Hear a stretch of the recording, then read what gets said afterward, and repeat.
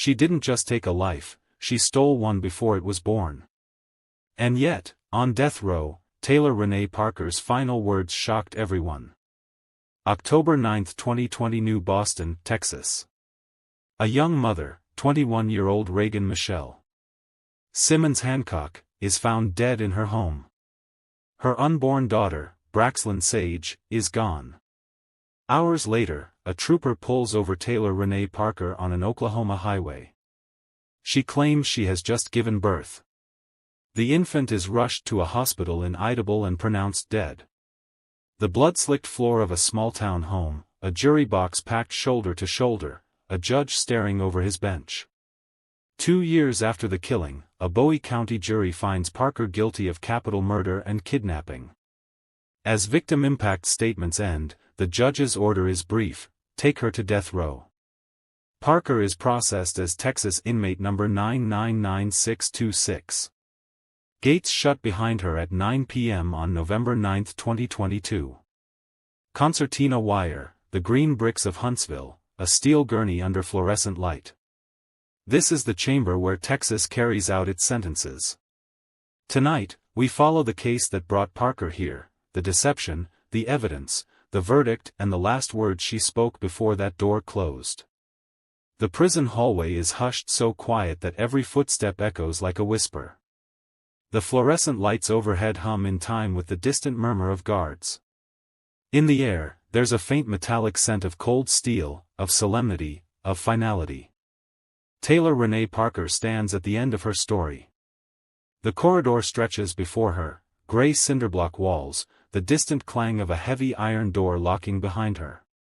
She walks forward, each step measured, the faint clink of her shackles the only punctuation to the silence. Inmates glance up as she passes, an unspoken recognition in their eyes, a shift of unease. Visitors in the gallery lean forward, as if drawn by something they can't name. The funeral of life itself is underway. Inside the execution chamber, the chamber that will close the book on her final act, the air is different. The antiseptic burn of cleaning agents hangs like a specter. A windowless, cavernous space, lit by cold, fluorescent tubes. A gurney sits center stage, draped in white, untouched. The steel straps, the sterile smells, the clinical arrangement, it all points to inevitability. Witnesses sit at a remove, silhouetted behind glass, their faces schooled into masks of grim formality.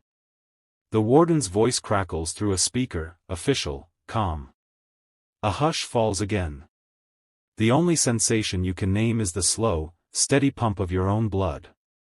But this is not just another execution, because what led her here is almost too disturbing to believe.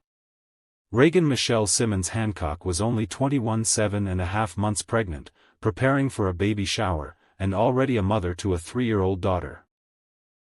On the morning of October 9, 2020, she moved through her home in New Boston, Texas, perhaps humming as she arranged decorations, unaware this day would end in tragedy. At 6:35 a.m., Taylor Rene Parker stopped for gas nearby. By 7:22 a.m., text messages were exchanged between them. The last that left the Hancock house at 9:14 a.m. was Reagan's phone, never recovered. That morning, Parker, calm and deliberate, arrived at Reagan's home under the guise of catching up. Once a photographer for the couple's wedding, she seemed caring, but there was calculation behind her smile. Inside those walls, what followed was devastating. Reagan was stabbed repeatedly over 100 times and beaten. Her body bore more than 1,000 wounds, skull fractures, defensive cuts, evidence of being struck with both a claw hammer and a mason jar filled with gender reveal sand. She suffered a brutal range of injuries and was ultimately slashed across the lower abdomen from hip to hip. In that same horrific moment, Taylor forcibly removed the unborn child, placenta and all, from Reagan's body, attempting to claim the infant as her own. When paramedics finally arrived, they didn't just find Reagan. They found something missing that made their blood run cold. Taylor Rene Parker did something that few could fathom. With precision born of preparation, she removed Reagan Michelle Simmons Hancock's child, placenta and all, from her womb. The violence of that moment, what came before and after, would echo far beyond a small Texas town. Slowly, methodically, she severed the life she claimed. Then, she placed the infant on her lap as if she had just given birth herself. The umbilical cord dangled, a grotesque prop in her attempt to deceive anyone who saw. She presented the newborn as her own child. She told strangers and troopers that this was her baby, saying she'd just delivered.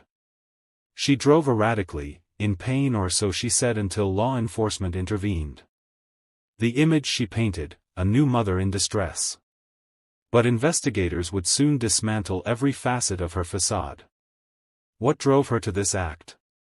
Prosecutors revealed a web of lies.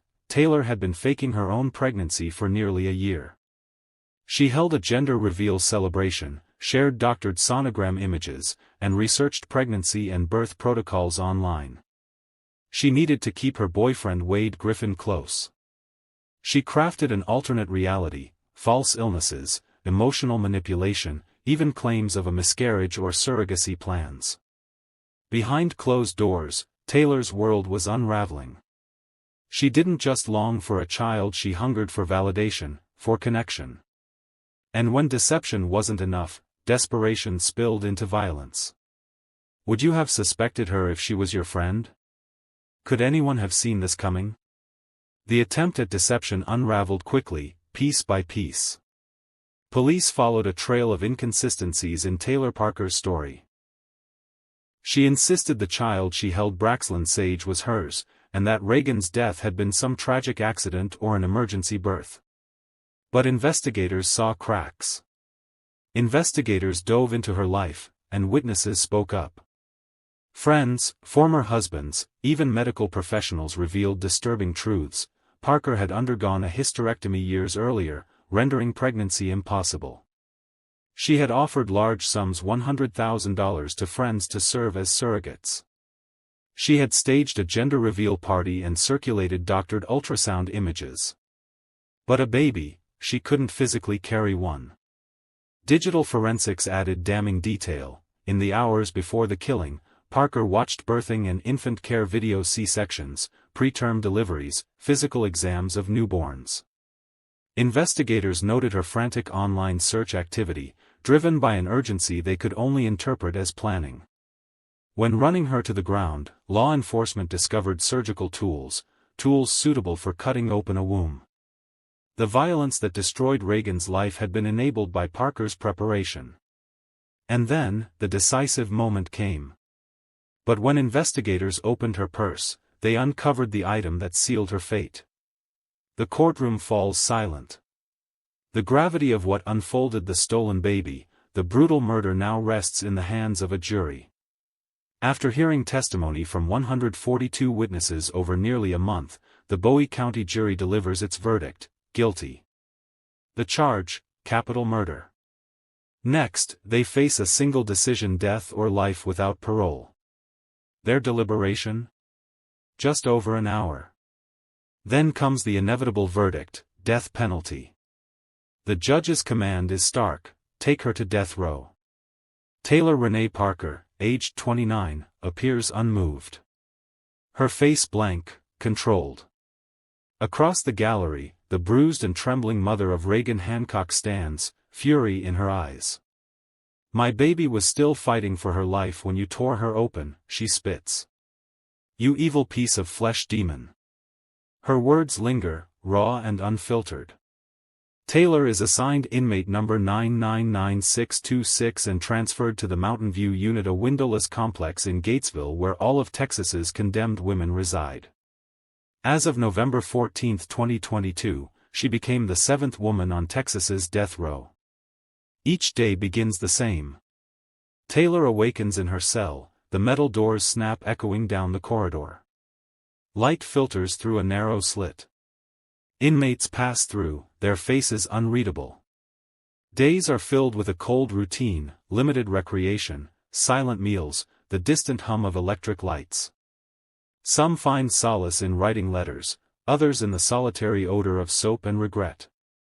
Outside her cell, other women stir. Kimberly Cargill, convicted in 2012 for killing her son's babysitter, waits for a scheduled execution. She remains one of the few women Texas has sentenced to death. Melissa Lucio, the first Latina woman on death row in Texas, fights appeals from her cell claiming innocence. Her execution stays halted. Her case has become a flashpoint for death penalty debates. Outside these walls, Karla Faye Tucker remains a haunting memory, the first woman executed in Texas in over a century. Her case, like Parker's, sparked public outcry, reflection on gender, justice, and the death penalty. June 25, 2025. Taylor Rene Parker's final hours begin not with fanfare but ritual. As required by Texas law, there is no special last meal for condemned inmates. She is served the standard prison fare that day. No comfort granted, just the ordinary routine. She is escorted from her solitary cell on the Mountain View unit, driven through humming corridors and steel doors to the Texas Department of Criminal Justice's execution site at the Huntsville unit. There, she undergoes a cavity search and spends her final moments in a holding cell adjacent to the execution chamber. The clock ticks toward 6:01 p.m. Central Time, the legal threshold for executions in Texas. As the injection begins, Taylor offers her final words, not pleas for mercy or confession but a calm and composed statement delivered with measured clarity. "I'm ready to let go now. I pray my soul finds forgiveness." The lethal dose of pentobarbital enters her veins. Within minutes, the life she once stole and the justice that now claims hers collide in stillness. In the gallery, the silence is suffocating. Reagan Hancock's mother, her voice barely a whisper, is heard saying, "Finally, there's some peace."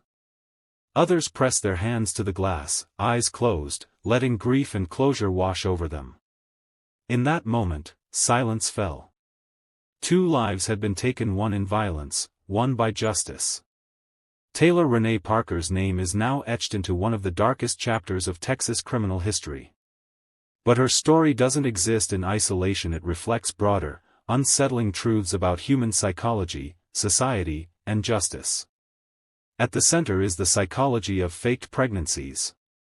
Experts call it pseudocyesis or false pregnancy, a rare but deeply complex condition where emotional desperation manifests as physical symptoms, and lies grow into a second reality. For Parker, those lies weren't just told to her boyfriend or family, they became her identity. She staged ultrasounds, faked belly photos, hosted a gender reveal party, and even researched C-sections and childbirth. Each deception escalated, each performance dragging her closer to a violent end. But Parker's web of falsehoods raises a chilling question: how did society miss the signs? Friends suspected. Nurses had doubts. Even relatives wondered if her story added up. And yet, no one intervened until it was too late. In hindsight, the warning signs appear glaring. But in the moment, they slipped past unnoticed, because who wants to believe someone would go so far? Her case also highlights the rarity of women on death row. Out of hundreds of inmates facing execution in Texas, Parker became only the 7th woman. Historically, the justice system has hesitated to sentence women to death. Cases like Karla Faye Tucker in 1998, Melissa Lucio in 2008, and Kimberly Cargill in 2012 illustrate how exceptional such verdicts are. Parker's presence among them is a reminder of the extreme society considers worthy of such punishment. This wasn't just a crime, it was a mirror of how obsession and deception can spiral into horror. A young mother's life ended. An unborn child's chance was stolen. And a woman's desperate need to maintain a lie brought her to the gurney. The legacy of this case lingers not just in court records or prison rosters, but in every uneasy question it leaves behind. Could it have been stopped? Should justice be measured by retribution, or by prevention? Taylor Rene Parker's story ended in an execution chamber. Reagan Hancock's story ended in her own home. But their legacy forces us to ask, did justice truly prevail? 2 young lives, one stolen in violence, one taken by justice, forever bound in tragedy. A mother who never got to hold her newborn, and a woman whose lies carried her to a gurney in Huntsville. Their stories don't exist apart from us, they ask something of us. About how we see justice. About how we respond to deception. About how fragile life can be when desperation meets silence. And now, that question falls to you. If this story gripped you, please like, subscribe, and share. Every week we uncover cases that reveal the darkest corners of human nature. What do you think was justice served, or was this tragedy beyond repair? Let's talk in the comments.